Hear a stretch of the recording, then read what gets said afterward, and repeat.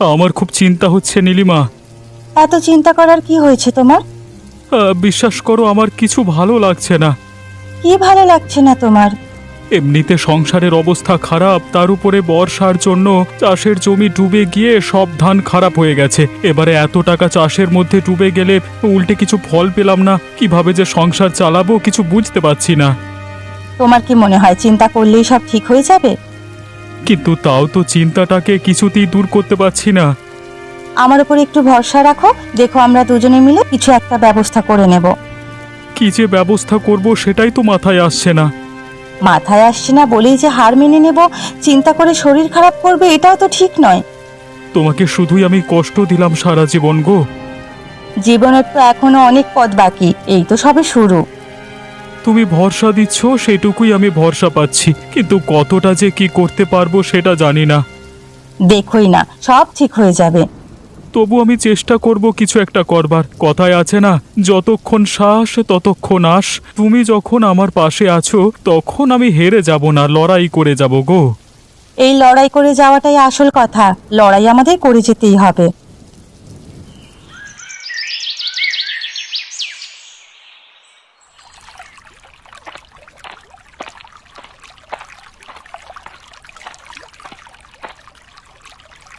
কি হয়েছে রতনদা? এরকম মাথায় হাত দিয়ে মাঠের মধ্যে বসে কাঁদছো কেন? দেখো ভাই, আমার ধানগুলো সব পেকে গিয়েছিল, আর ঠিক সময় বৃষ্টি এসে সব নষ্ট করে দিল। গোটা মাঠের ধান বৃষ্টিতে পচে নষ্ট হয়ে গেল আমার গো। তাহলে মাথায় হাত দিয়ে কাঁদলে কিছু কি হবে? কিন্তু আমি কি করতে পারি বলো তো? আমি যার কিছু রাস্তা খুঁজে পাচ্ছি না। নতুন করে জীবনটা শুরু করতে হবে। আজকের দিনে একটা চাষ করতে গেলে কত টাকা খরচা হয় তুমি জানো তো? সব টাকা ধার দেনা করে জোগাড় করে জমিতে লাগিয়েছিলাম, বিশ্বাস ছিল এবারে ভালো ধান হবে, কিন্তু সব একেবারে মাঠে মারা গেল গো। তুমি একবার ভেবে দেখো তো, শুধু কি তোমার সাথে এরকম ক্ষতি হয়েছে? আরো কত লোকের সাথে এরকম ক্ষতি হয়েছে, তারা কি তোমার মতো হেরে যেতে চাইছে? কিন্তু আমার ঘরে বউ আছে, ওকে সংসার চালাতে হয়, ওকে আর কত কষ্ট দেব আমি বলতে পারো? বউ সবার ঘরেই থাকে, সংসার সবাইকেই চালাতে হয়, হেরে সবাই যায়, তাহলে উঠে দাঁড়ানোর জেদ রাখতে হয় গো। যারা উঠে দাঁড়ানোর জেদ রাখে তারাই একমাত্র উঠে দাঁড়াতে পারে। কিন্তু আমি কিসের ভরসায় দাঁড়াবো বলতে পারো? নিজের ভরসায় দাঁড়াবে, বাকি আমরা তোমার পাশে আছি।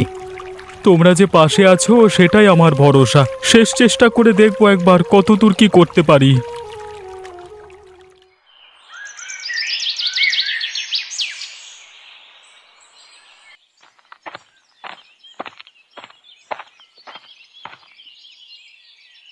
বুড়িমা, তোমার কাছে একটা সাহায্যের জন্য এলাম। কি সাহায্য বলতো? কিছু হয়েছে নাকি? জানোই তো আমাদের অভাবের সংসারের কথা, তার মধ্যে আবার জমির সব ধান বর্ষায় পচে গিয়ে একেবারে ভিখারির অবস্থা হয়েছে আমাদের। একটা যদি আমি কিছু করতে না পারি তাহলে রতনের মুখের দিকে আর তাকানো যাচ্ছে না। কি করতে চাস তুই? সেই বুদ্ধি নেওয়ার জন্যই তো তোমার কাছে এলাম। দেখ, তুই ভালো খাবারের দোকান দিতে পারিস, কারণ তুই ভালো রান্না করিস। কিন্তু আমাদের দোকান থেকে লোক কেন খাবার কিনতে যাবে বলো তো? কিনবে, কারণ তুই যেটা রান্না করবি সেটা এই গ্রামে আর কোথাও পাওয়া যায় না। কিন্তু এরকম কোনো রান্না তো আমি জানি না। জানিস না তো আমি শিখিয়ে দেব। তুমি জানো এরকম কোনো বিশেষ রান্না? হ্যাঁ জানি, আমি মাংসের পিঠা বানাতে পারি। এই গ্রামে কোথাও মাংসের পিঠে বিক্রি হয় না, এবং কেউ বানাতেও পারে না, কারণ এটা বানাতে পারি কেবল আমি একা, আর সেটা তোকে শিখিয়ে দেব। ঠিক আছে, আমি তাহলে মানুষের জন্য পিঠা বানাবো, তবে তোমার কাছ থেকেই শিখতে আসবো। কবে আসবো তুমি বলো? তুই কাল থেকেই শিখতে আসিস, কোনো অসুবিধা নেই।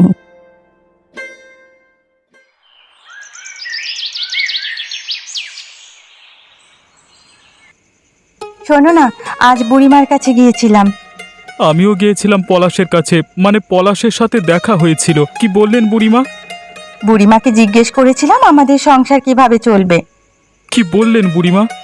বুড়িমা কাল থেকে ওনার বাড়িতে যেতে বলেছেন, বলেছেন উনি খুব ভালো মাংসের পিঠা বানাতে পারেন, আমাকে শিখিয়ে দেবেন।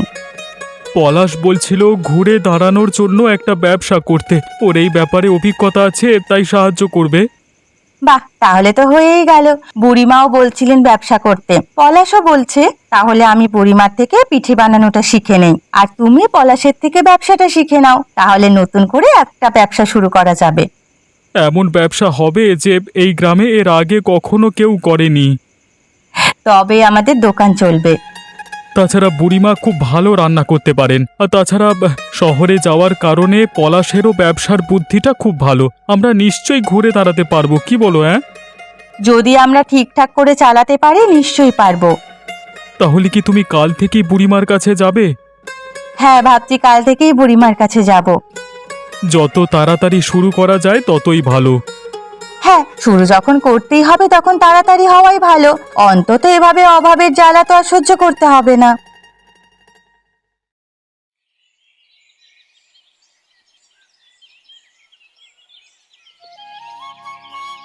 দেখো তো হয়েছে। হ্যাঁ, ভালো হচ্ছে, আরো ভালো হতে হবে। তোমার কি মনে হচ্ছে আমাদের দোকানটা চলবে তো? নিশ্চয়ই চলবে। তুই রান্নাটা একবার ভালো করে শিখে গেলে দেখবি সবাই পছন্দ করবে, কারণ এরকম জিনিস শহর ছাড়া আর কোথাও পাওয়া যায় না। তাও বা শহরে কয়েকটা দোকানেই কেবলমাত্র ভালো করে। কিন্তু একটা বিষয়ে আমি একটু চিন্তায় আছি। কি বিষয় বল? মাংসের পিঠে বানাতে গেলে মাংস কিনতে হবে বেশি করে, আরো কত খরচা আছে শুরুতে। সেই সব টাকা কোথায় জোগাড় করবো বলো তো? অল্প যা কিছু তোদের সঞ্চয় আছে সেগুলো দিয়ে আপাতত শুরু কর। বাকি কাঁচা মাল যা হবে ধার বাকি দিয়ে কিনবি, আর যা টাকা রোজগার হবে সেগুলো দিয়ে মেটানোর চেষ্টা করবি। হ্যাঁ, ঠিক বলেছ, এটা খুব ভালো বুদ্ধি। তোরা এগিয়ে যা, আমরা তোর পাশে আছি। সে কথাই হচ্ছিল কাল রতনের সাথে। তোমরা যদি একটু ভরসা না দিতে আমরা এগোতেই পারতাম না কোনোদিন। এই ভরসাটা আছে আর সারা জীবন থাকবে, চিন্তা করিস না।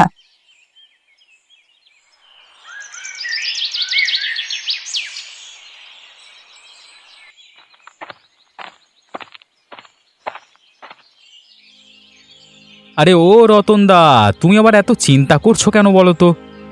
অনেকগুলো কথা ভাবছি ভাই। এই তো সেদিন চিন্তা করছিলে বলে তোমাকে ব্যবসা করবার একটা ভালো বুদ্ধি দিলাম, আবার কি এত ভাবছো? ভাবছি যে ব্যবসা করবার জন্য যে অভিজ্ঞতা আর বুদ্ধি লাগে সেসব আমার কিছুই নেই, আমি কি পারবো? আরে সবাই যারা ব্যবসা করে তারা কি সবকিছু শিখে আসে নাকি? কিন্তু একটা সাধারণ জ্ঞান তো থাকা দরকার। আমি গ্রামে জন্মেছি, গ্রামে বড় হয়েছি, সারা জীবন চাষবাস করে খেয়েছি, আমি অত বুদ্ধি পাবো কোথায় বল? আরে তুমি এত চিন্তা করছো কেন? আমি পাশে আছি তো। সেটাই তো বলছিলাম, তোমার তো শহরে গিয়ে অনেক বিষয়ে অনেক বুদ্ধি হয়েছে, একটু সাহায্য করতে পারো তো? আমি কি কখনো বলেছি যে তোমাকে আমি সাহায্য করব না? তোমার মতো ভালো মানুষ গ্রামে একটাও নেই, সেই জন্যই আমি অন্য কাউকে না বলে তোমাকে বুদ্ধিটা দিয়েছি। আর তোমাকে সাহায্য না করে আমি একা তোমাকে ছেড়ে চলে যাব, এটা কখনো হতে পারে? তাহলে এবার বলো দেখি, ব্যবসা শুরু করবার জন্য এত পুঁজি কোথায় পাবো? শোনো একটা কথা, সাধারণ জিনিসপত্র আর মাংস কেনবার জন্য যা টাকা সেটা আমাকে দাও, আমি তা শহর থেকে জিনিসপত্র নিয়ে আসি, তারপর ধার বাকিতে কারবার চলবে। হ্যাঁ, এই বুদ্ধিটাও খারাপ নয়। তোমার কি সেরকম চেনাশোনা কেউ আছে? আমার শহরে অনেক চেনাশোনা আছে, তুমি যত তাড়াতাড়ি সম্ভব আমাকে টাকা পয়সা দাও, আমি সব ব্যবস্থা করে আনবো তোমার। টাকা পয়সা কত কোথায় আছে সেসব তো নিজেকেও ভাবতে হবে। এমনিতে লোকের থেকে ধার দেনা করে সংসার চলে, তবে তোমাকে কিছু টাকা জোগাড় করে খুব তাড়াতাড়ি দেওয়ার চেষ্টা করছি। হ্যাঁ, এবার তোমার ভালো দিন আসতে চলেছে, আর জীবন চালানোর জন্য লোকের কাছে হাত পাততে হবে না তোমার।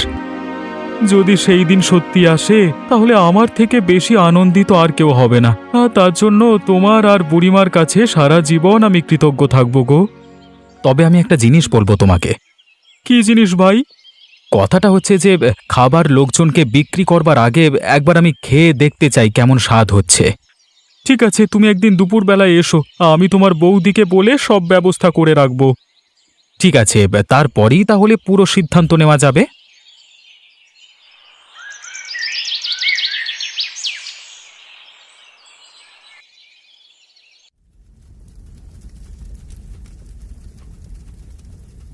পলাশ, তোমাকে আর দুটো পিঠে দিই? আরে জিজ্ঞাসা করবার কি হলো এতে? পলাশ আমাদের ঘরের ছেলে, তার উপরে ও কে সিদ্ধান্ত নেবে যে ব্যবসাটা আদেও লোকের ভালো লাগবে কিনা, তাই না? সেই জন্যই তো বলছি, আর কতগুলো দিই? আরে দাঁড়াও দাঁড়াও, এ তো খুব সুন্দর হয়েছে। সত্যি বলছো পলাশ? হ্যাঁ বৌদি, একদম সত্যি কথা বলছি। এরকম জিনিস শহরেও পাওয়া যায় না। আমি তোমাকে হলপ করে বলতে পারি। তাহলে আমাদের মাংসের পিঠে চলবে বলো? তাহলে তো মানুষের ভালো লাগতে কোনো অসুবিধা নেই। কিন্তু একটা সমস্যা আছে রতনদা। কি সমস্যা বলো তো? এটা বুড়িমা মাংসের পিঠে বললেও আসলে মাংসের পিঠে নয়। তাহলে এটা কি? এটা যদি মাংসের পিঠে বলে বিক্রি করে তাহলে যত না বিক্রি হবে, এর আসল নামে বিক্রি করলে বিক্রি হয় তার থেকেও বেশি। কারণ মানুষ এই খাবারটা খেতে চায়, অথচ এই গ্রামে গঞ্জে সেটা পাওয়া যায় না, কারণ কেউ বানাতে পারে না। এটার নাম কি? মুরগির মাংসের মোমো। শহরে বড় বড় মোমোর দোকান আছে, সেখান থেকে সবাই মোমো কিনে খায়, কিন্তু গ্রামে কেউ খেতে পারে না, কারণ ইচ্ছে থাকলেও উপায় নেই। তাহলে আমরা যদি এই নামে চালাই তাহলে লোকে কিনবে বল? অবশ্যই কিনবে, ভালো লাগবে এবং লোকে হইচই করে কিনবে। তাহলে এবার থেকে এই নামই দোকানের নাম দেওয়া হবে। হ্যাঁ, নাম দেওয়া হবে রতন নীলিমার মোমোর দোকান।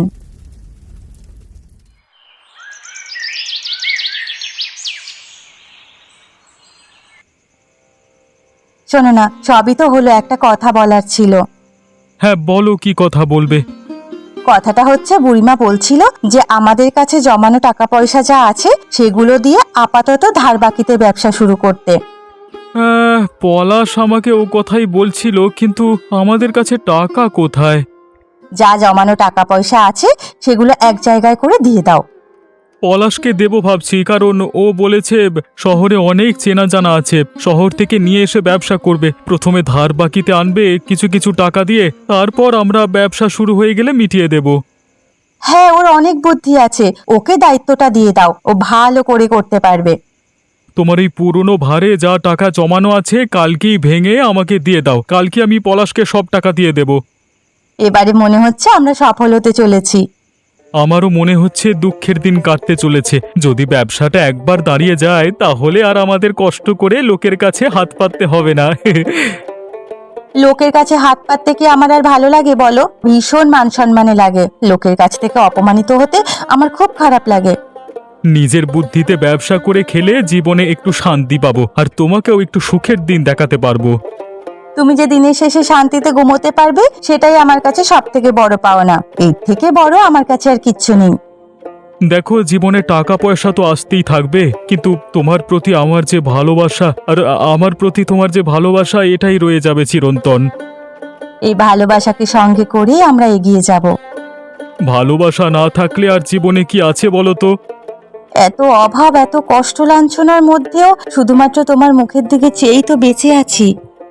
এই যে মাঠে আমাদের সব ফসল নষ্ট হয়ে গেল, এরপরে বেঁচে থাকার আমার একটু ইচ্ছে করছিল না, কিন্তু তুমি আমাকে ভরসা দিলে বলি তো আজকে আবার উঠে দাঁড়ানোর চেষ্টা করছি। দেখো, আমরা সেই চেষ্টায় ঠিক সফল হব। ওপরওয়ালার ইচ্ছে থাকলে নিশ্চয়ই হতে পারবো আমরা, সে বিশ্বাস আমারও আছে। ঠিক আছে, অনেক রাত হলো, এবার ঘুমিয়ে পড়ো। তুমিও ঘুমিয়ে পড়ো, কালকে সকাল থেকে নতুন যুদ্ধ শুরু করতে হবে, আর যতই বাধা বিপত্তি আসুক আমরাই জিতবো, বিশ্বাস রাখো শুধু।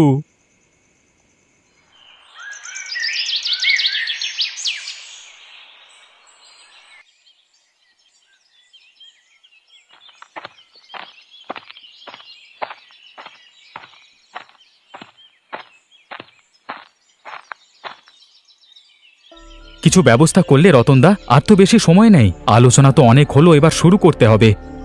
একটা কথা বলবো পলাশ, কিছু মনে করবে না তো? একটা কেন, হাজারটা কথা বলো।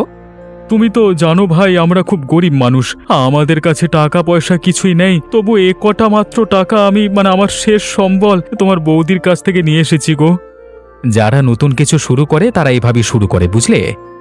আমি বলছি যে এই টাকাগুলো বিশ্বাস করে তোমাকে দিচ্ছি, দেখো ভাই সঠিক যেন কাজে লাগে। হ্যাঁ ভাই।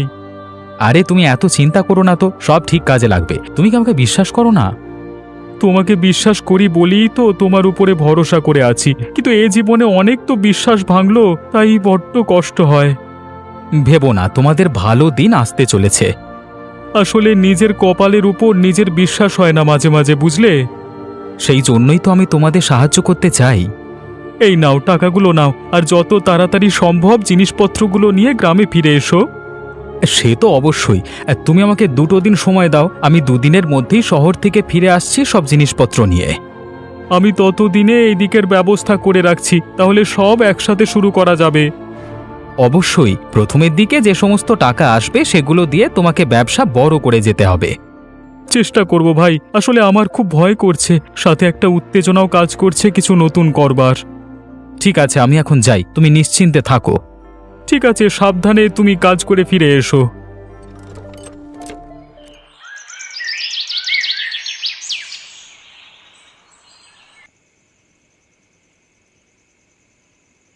কি হলো তোমার? পলাশ কোথায়? তুমি যে ওকে এতগুলো টাকা দিয়েছিলে, এখনো পর্যন্ত তো ও ফিরে এলো না। আমার মনে হচ্ছে পলাশ আর ফিরবে না গো। মানে কি বলতে চাইছো তুমি? আমি এই 1 সপ্তাহে ওদের বাড়িতে রোজ গেছি, ওর খোঁজ কেউ দিতে পারিনি। সেই যে আমার টাকাগুলো নিয়ে শহরে গেছে, তারপর থেকে আর ফিরে আসেনি। তাহলে কি আমাদের সব শেষ হয়ে গেল? এবার থেকে কি আবার আমাদের ভিক্ষে করে দিন কাটাতে হবে? আমি কিছু বুঝতে পারছি না, কয়েকদিন ধরে আমার মাথায় একদম কাজ করছে না।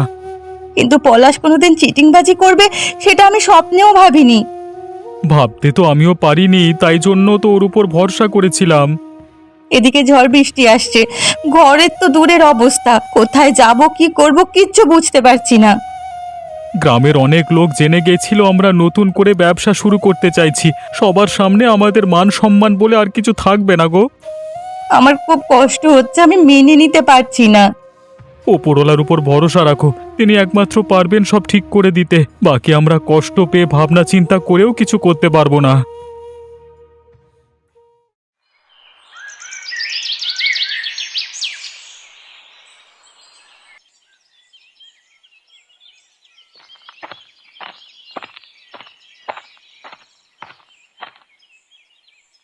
কি হলো রে, তোদের ব্যবসা কত দূর?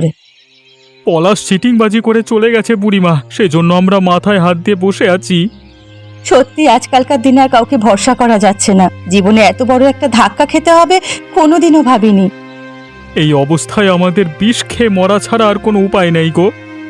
চারিদিকে যাওয়ার সব পথ বন্ধ হয়ে গেছে আমাদের, আমরা যে কি করব কিচ্ছু বুঝতে পারছি না। শোন, যখন সব পথ বন্ধ হয় একটা পথ খুলে যায়, আর সেটা হচ্ছে ওপরওয়ালার দেখানো পথ। আমি জানি তোরা সে পথেই চলবি। তুমি যে কি বলছো আমি তো কিছুই বুঝতে পারছি না। এখনো তোদের আশা ভেঙে যায়নি। ওপরওয়ালা তোদের শেষ পরীক্ষার মধ্যে ফেলে দেখছিলেন যে তোরা হেরে যাস কিনা, কিন্তু যখন হেরে যাসনি তখন তোদের পাশে তিনি দাঁড়াবেন। শুধু তোদের ঘুরে দাঁড়াতে হবে। কিন্তু কিভাবে যে ঘুরে দাঁড়াবো সেটাই তো বুঝতে পারছি না। আমি তোদের সাহায্য করব। আমার কিছু চেনা চেনা লোক আছে, তারা ধার বাকিতে জিনিসপত্র দেবে, কিন্তু দোকান তোদের খুলতেই হবে, হেরে গেলে চলবে না। ঠিক আছে, তুমি যদি শেষ ভরসা দাও তাহলে আমরা চেষ্টা করে দেখতে পারি। ঠিক আছে বুড়িমা, তোমার ভরসা যখন পাচ্ছি তখন নিশ্চয়ই চেষ্টা করব। আমি সেই অনুযায়ী জোগাড় করছি, তোরা প্রস্তুত থাক।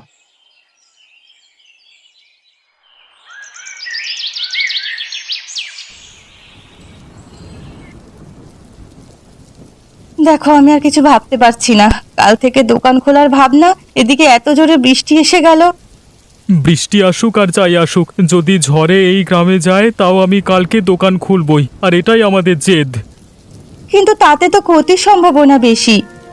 দোকান যদি আমরা কালকে খুলতে না পারি তাহলে ক্ষতির চিন্তা বেশি।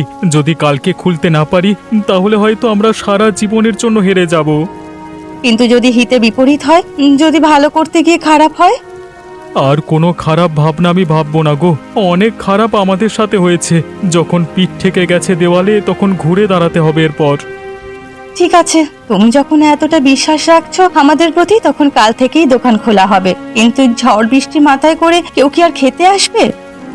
আসবে, লোকে জানে একটা ভালো কিছু জিনিসের ব্যবসা শুরু করতে চলেছি আমরা। আর তাছাড়া বৃষ্টির দিনে মোমো খেতে ভালোই লাগবে।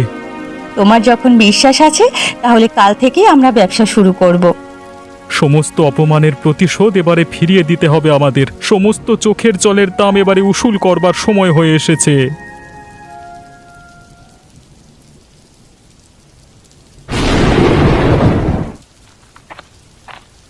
দেখো দেখো, এত বৃষ্টির মধ্যেও কত লোক আসছে আমাদের মোমো খেতে। আমি বলেছিলাম না একদিন আমাদের জয় হবেই। আসলে ভগবান তোদের পরীক্ষা নিচ্ছিলেন, তোরা ওর পরীক্ষায় উত্তীর্ণ হতে পারিস কিনা দেখছিলেন। দেখো, খেয়ে সবাই তোমার প্রশংসা করছে, তোমার রান্নার সুনাম করছে। আসলে এই রান্নার পিছনে যা প্রশংসা পাওয়ার সব বুড়িমার। আরে খুব ভালো হয়েছে খাবারটা। এই খাবারটা শহরে ছাড়া কোথাও পায় না, তো কিন্তু গ্রামে এবার যখন চালু করেছি তখন আমরা রোজ খাবো। আর তাছাড়া এত সুস্বাদু খাবার তুমি যে বানাতে পারবে কোনোদিন আমরা ভাবিনি। দেখেছিস তো, এবারে ব্যবসা তোদের বড় হবে। আরে ওই দেখো, পলাশ আসছে।